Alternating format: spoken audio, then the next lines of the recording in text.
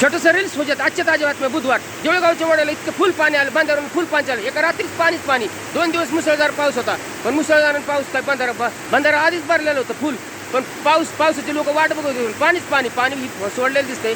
सोडू द्या, पण पाणी. कारण ह्या पाण्यात इतकी मास आहेत, बारीक मोठं पकडूशी वाटतात, पण पकडता येत नाही. कारण घसून पडलं तर सत्यनाश होईल.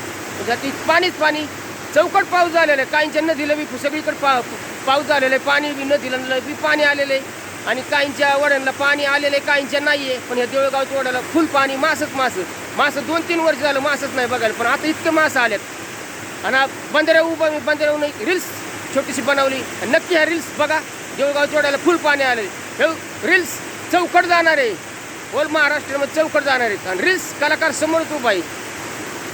पाणी आनंद आहे. जिकडे तिकडे आनंदीचा आनंद.